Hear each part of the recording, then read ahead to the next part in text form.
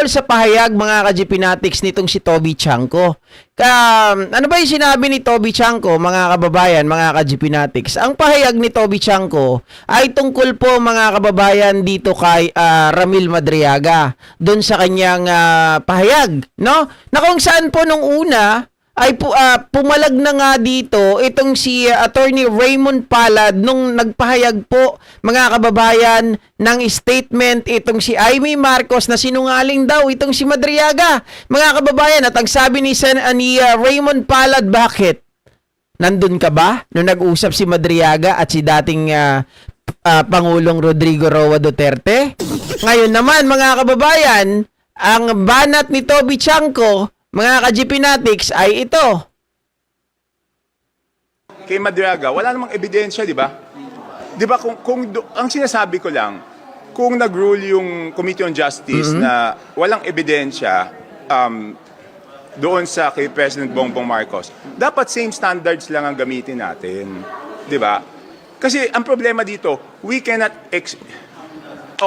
hirap na si Toby. Hindi raw yan DDS, mga kababayan, ha? Hindi raw siya DDS. Pero walang iya. Hindi mo ba alam yung sinasabi, mga ka-GPnatics? Hindi mo ba alam yung ruling ng Committee on Justice regarding sa impeachment? Tapos na yung pagdinig tungkol sa tawag dito, mga kababayan, yung unang ginawa ng Committee on Justice. Tiningnan yung substance, tiningnan po yung form, 'di ba? Tapos ito nga mga ka-GPnatics, ngayon sila ay nandun na sa determination ng probable cause, 'di ba? O yung mga bagay na yon, Chanco. Ngayon na sinasabi mo, hinahanap mo, walang ebidensya. Si Madriaga. Bakit? Para tanungin mo yan, mga kababayan, hindi mo pa kayang maarok or hindi mo pa makikita talaga dahil hindi pa yan cross-examination. Pwede ka lang magtanong confirmatory. 'Di ba? Pwede mo lang i-confirm sa kanya regarding sa kanyang affidavit. Pero regarding dun sa sinasabi mo wala namang ebidensya si Madriaga, mga kababayan, that doesn't make sense. No? Kasi probable cause pa lang ang tinitingnan dito. Hindi to evidentiary stage, Toby Chanco. Diba? Oh. Totoo tayo sa lahat ng sinasabi. Alam ko, madami ayaw kay VP Sara. Madami takot kay VP Sara na maging presidente. Pero we cannot impose our fear or our will. Kita nyo yung yung kanyang statement, maraming takot kay VP Sara. Hindi kami natatakot kay VP Sara Duterte. And those congressman, mga kababayan, na nagkakandak ng investigation or impeachment against Sara Duterte because that is their job. 'Di ba? Ito ay kanilang tungkulin eh. 'Di ba? Nakalagay sa Constitution. Ang Congress ay may sole power, mga kababayan, para mag-initiate ng impeachment, magsagawa ng impeachment sa isang impeachable official. At ang tao po ang humihiling to hold Vice President Sara accountable. Diba? Nakita nyo naman ngayon, mga ka-GPnatics. Mas malala pala. Mas malala. Yung inaakala natin na ginastos within 11 days na 125 million, it was just spent in less than 24 hours. Ganon kabilis. And now, mga kababayan, dyan din po natin nalaman ang kasinungalingan ng kampo ni VP Sara Duterte at ng kanyang mga alagad. Diba? Na sinasabi nila, cleared daw sa COA. Kaya lagi silang nakakakuha ng mga unmodified opinion, mga kababayan. Pero sabi ng COA, hoy, hindi kayo cleared. 'Di ba? Dininay namin ang inyong appeal. Kasi ilang taon na, hanggang ngayon, hindi nyo pa rin maibigay sa amin yung tamang liquidation ng hinihingi namin. Hindi nyo maipaliwanag kung saan nyo ginastos yung pera.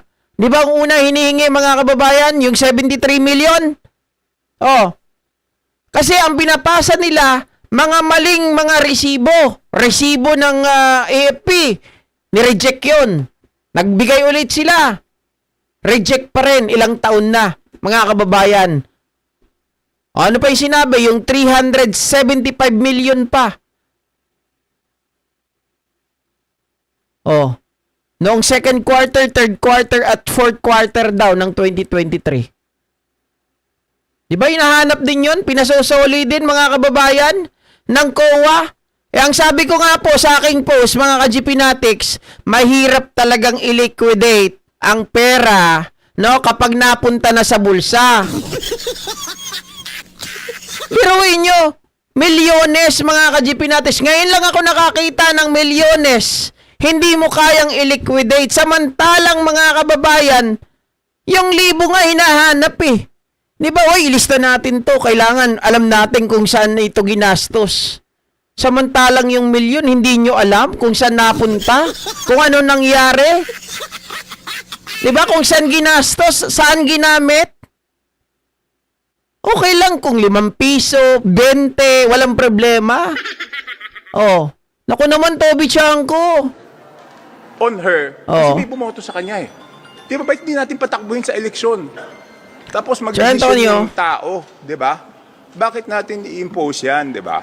Kung do you think po ba itong impeachment cases to are all motivated kasi nga 32 million ang bumoto kay VP Sara and parang they're scared of that mandate na baka dumagdag pa or ma-retain yung mandate niya as president? No, for me, it's not that eh. I sincerely believe that doon sa mga nag-file, I sincerely believe and respect na may mga nag-file doon out of principio, no?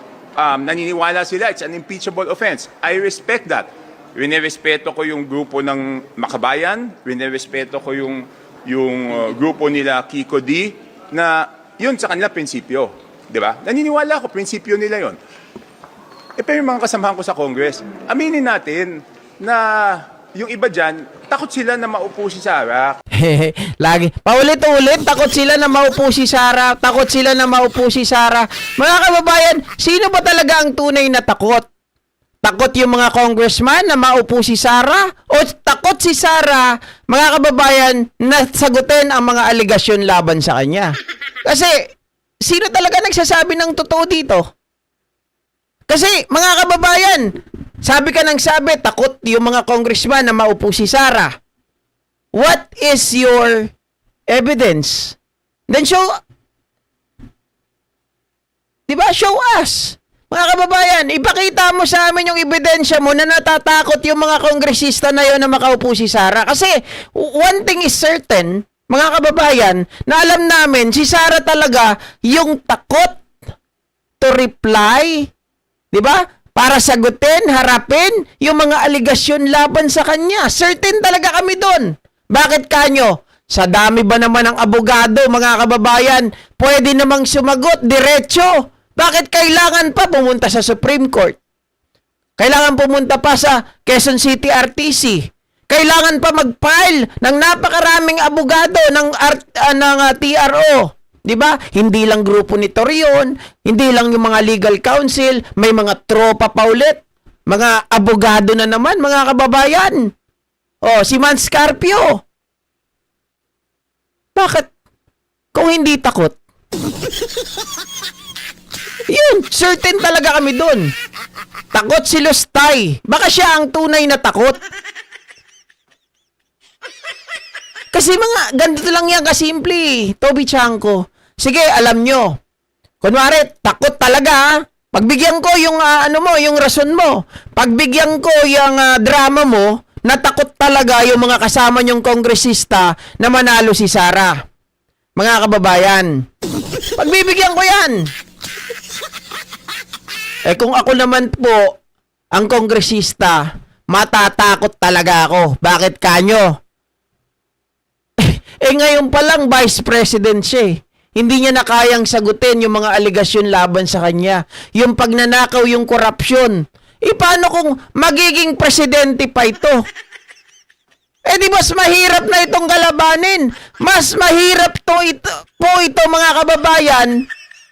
Di ba? Mas mahirap ito na singilin sa kanyang pagnanakaw. Hindi mo na ito kayang habulin. Bakit? Mga ka-GPnatics, alam naman natin, ang isang presidente ay may immunity. Oh, pwede naman ipa-impeach. Ang tanong, kapag nasa pwesto na, kaya pa niyong ipa-impeach yan? Sa dami ng pera ng hinayupak na yan. 'Di ba?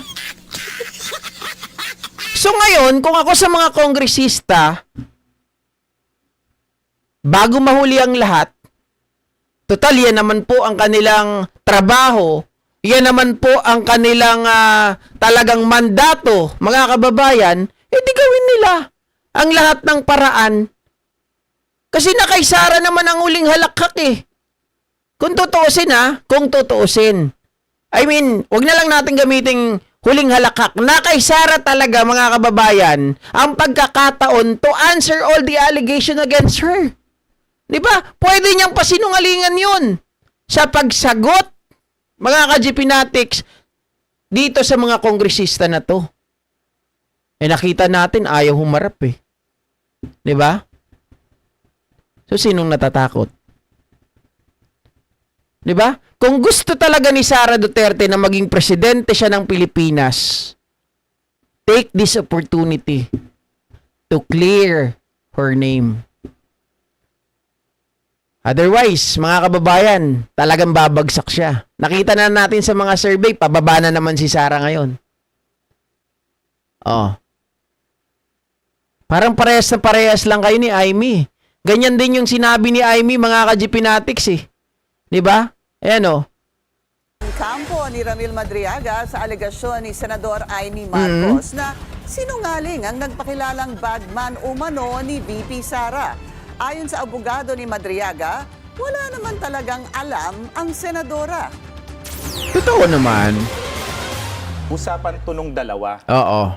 Wala ka doon sa kwentuhan nila. Oo. Ito ang banat ng abogado ni Ramil Madriaga kay Senadora Amy Marcos matapos tawagin ng presidential sister ang kanyang kliyente na sinungaling. Pinabulaanan ni Senator Amy ang akusasyon ni Madriaga na may term sharing deal sina PBBM at VP Sara. Pero ayon kay Attorney Raymond Palad, na witness mismo ni Madriaga ang pag-uusap ng Pangulo at ni FPRRD. Sabi ko sa kanya, anong itsura mo na? Tony, pag nandun ako sa bahay niya, itsurang matandang-matanda na ako, tumutulong ako sa kitchen, ganyan, palakad-lakad. Ando si BBM, nakasomblero pa siya noon. Okay, wait, mga kababayan. Eh paano yung GP, paano yung yung dispute mo na sabi mo ito ay plano lang or ito ay ginamit lang ni PRRD na pang balanse or pang pang-akit dito kay Madriaga. Okay, dahil sinasabi ni Madriaga, mga kababayan, na nandun si PBBM, hindi ko na ipagpipilitan 'yon. Pero may naisip na naman ako na ibang 'di ba? Ibang rason at ibang palusot. At tingin ko lulusot. Mga ka-GPnatics, pakinggan nyo yung sasabihin dito, nandun daw si PBBM. At ano ang naging reaksyon, mga kababayan? Bago ko sagutin yung inyong mga katanungan, kasi naintriga talaga ako dun sa nagtanong sa akin eh. Pinakita niya sa akin ng video na to. Sige. Usap nila na, sige, ikaw na ang magpresidente, VP si Sara. Ito yung according to Ramila, pero sa 2025, baba ka. Pag hindi, lasunin kita, palason kita. And ano reaksyon ni BBM? Sabi niya, yumuko, tahimik lang. Okay, so, ayan, mga kababayan. Sinabi po dito na nandun daw si BBM, okay? Nandun si Digong Duterte, palakad-lakad si Caramil, narinig niya yung usapan na mayroong term sharing. Dahil kapag hindi daw tumupad sa usapan, etong si BBM, ipapalason daw ni Digong Duterte. Mga kababayan, ano naging reaksyon ni BBM? Wala. Mga kababayan, yumuko lang. Ibig sabihin nito, dahil yumuko lang si PBBM, mga kababayan, yun ay tinatawag po na pagsang-ayon, pero hindi pagsang-ayon. Bakit ganon, GP? Mga kababayan, kumbaga, tawag dito, inisahan niya lang si dating Pangulong Rodrigo Roa Duterte. 'Di ba? Akala ko ba weak leader? Sabi niyo weak leader. Naisahan pala mga kababayan eh. Biruin nyo. Paniwalang-paniwala si Digong Duterte. Ha? Na tatanggapin ni Pangulong Bongbong Marcos ang term sharing. Tapos sabi siguro ni Pangulong Bongbong Marcos, nek-nek mo. Ano ako, papayag? Ano ako, bali? Ha? Ano ako, buang kagaya mo? Ano ako, siraulo? Papayag ako sa term sharing na gusto nyo? Umuoo lang ako ngayon. Pero hindi ibig sabihin, mapapaikot nyo ang ulo ko, mahahawakan nyo ako sa liig. Mga ka-GP Natics. Dinaisahan kayo ng tinatawag nyo na weak leader. Diba? Tama nga naman yon mga kababayan. Aimee, sabog. Wala ka doon sa pinangyarihan. So how could you say, mga kababayan, na sinungaling si Madriaga? Kung hindi mo naman nakita, hindi mo narinig, wala ka sa pinangyarihan, wala kang personal knowledge. Diba? Ibig sabihin, manghuhula ka? Sa On Point ng Bilyonaryo News Channel, ibinahagi rin ni Palad ang umano'y kwento sa likod ng campaign video kung saan makikita ang bise na nag-aabot ng Philippine flag kay Madriaga. Okay, mga kababayan, ito pa, isa pa. Tama si Ma'am Emma Ordonez. Kung sinungaling pala si Madriaga, bakit gusto nilang patahimikin? Bakit gusto nilang bayaran si Ramil Madriaga ng 1 bilyon, mga kababayan? Bakit kailangan siyang gapangin ng mga abogado na pumunta doon sa Annex 2, kagaya daw po nung Joyce ano ba yun? Yung Joyce, si Attorney Joyce. Diba?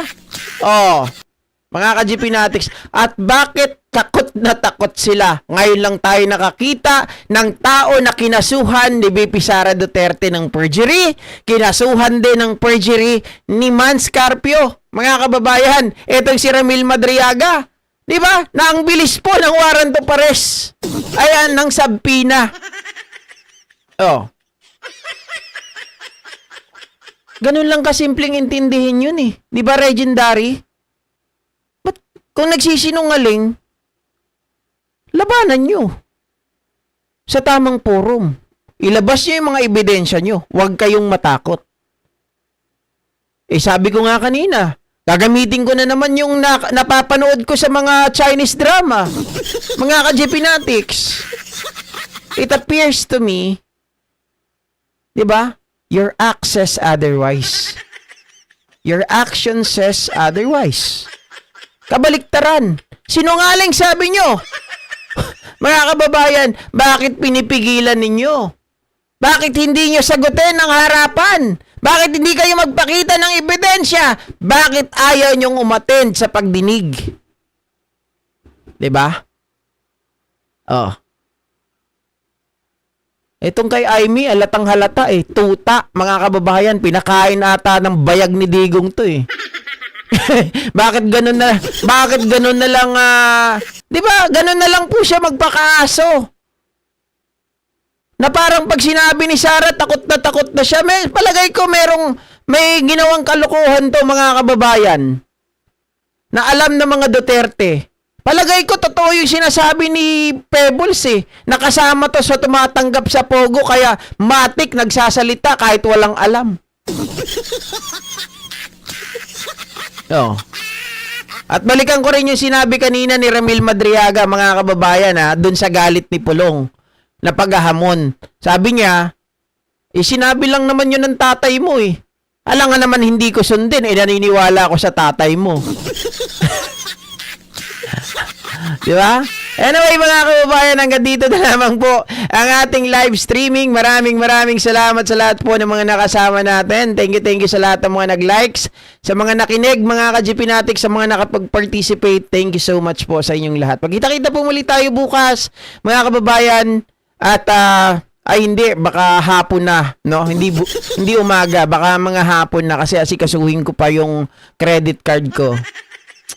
Wala. May dumating sa akin notification kanina. May nag-purchase daw. Ang daming purchase, mga kababayan, na ginawa. Walang hiya. Samantalang di ko pa nagamit yung kahit minsan. Pinapa-cancel ko na nga eh. Kasi nagkaroon ako ng charge ng annual. Hindi ko naman nagagamit. Pina-cancel ko nung nakaraan. Pero ngayon, may dumating. Marami daw mga pinurchase. Salagang 16,000. Dalawang 16,000 yun. Diyos ko. Mga kababayan. Samantalang nasa akin naman yung credit card. Paano na gamit? 'Di ba? Bye guys!